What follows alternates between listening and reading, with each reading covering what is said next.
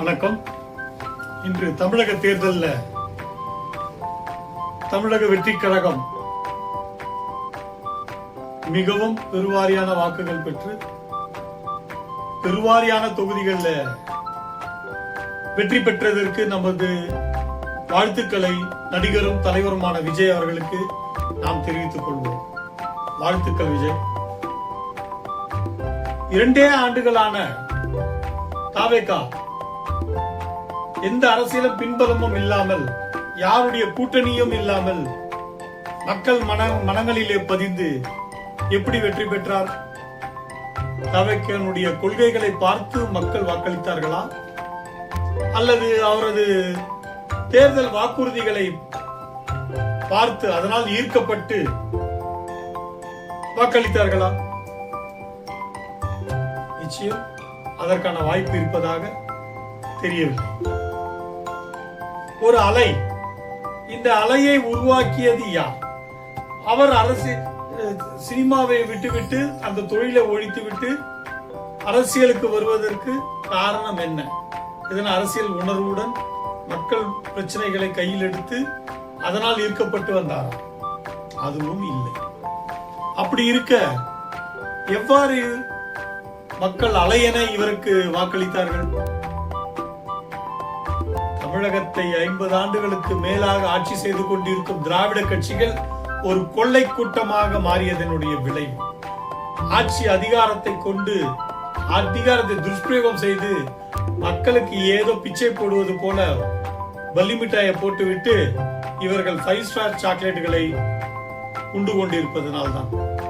இதையெல்லாம் பார்த்து வெகுண்டெழுந்து மக்கள் அலையென ஒரு புதிய கட்சியான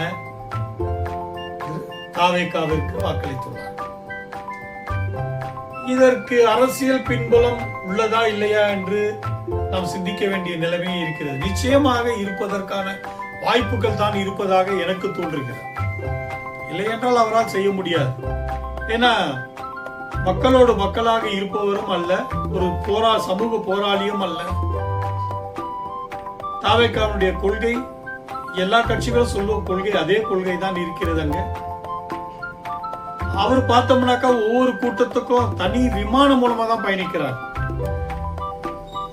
என்னதான் அவர்கிட்ட அவர் பணம் இருந்தாலும் அவர் அந்த பணத்தை கட்சிக்கு மாத்தி இதெல்லாம் பண்ணியிருக்காரா, அல்லது வேறு யார் அவருக்கு இந்த பணபலத்தை கொடுத்தார்கள் என்பதெல்லாம் நம்ம சிந்திக்க வேண்டிய கடமை. இப்பொழுது தமிழகம் ஒரு தொங்கு சட்டமன்றத்தை நோக்கி பயணித்து வருகிறது. இதுவரை தமிழக சரித்திரத்திலே இல்லை. இதை எப்படி கையாள போகிறார்? ஏன்னா எந்த யாரோடையும் எந்த இதுவும் கிடையாது. ஆனா இன்னைக்கு பணம் என்றால் பிணமும் எழுந்து நிற்கும் பழமொழிக்கு ஏற்ப தான் நாடு சென்று கொண்டிருக்கிறது. அதற்கேற்ப இன்றைக்கு கட்சிகளை நடத்தி கொண்டிருக்கும் தலைவர் என்று சொல்லிக் கொண்டிருக்கும் தலைவர்கள் நிச்சயம் விலை போவதற்கு நிறைய வாய்ப்புகள் இருக்கிறது. இதை தான் குதிரை பேரம் என்று ஆரம்பித்து விட்டோம், பேசி வருகிறோம். இதுதான் நடக்கப் போகிறது. ஆனால் எவ்வாறு தக்க வைக்கப் போகிறார்? அவர் வந்ததற்கு நாம் வாழ்த்து தெரிவிக்கும் போது அவருக்கு சொல்ல வேண்டிய கடமையும் இருக்கிறது. மக்கள் பணியை செய்யுங்கள். உங்களுக்கு ஒரு அருமையான வாய்ப்பு கிடைத்திருக்கிறது. இந்த வாய்ப்பை பயன்படுத்தி நீங்கள் மக்களுக்கான செயல்பாடுகளை செய்வீர்களே ஆனால் சரித்திரத்திலே சும்மா ஓட்டு வாங்கி சரித்திரம் படைப்பதற்காக இல்லாமல் ஒரு புதிய அத்தியாயத்தை உருவாக்க உங்களுக்கு வாய்ப்பு கிடைத்திருக்கிறது.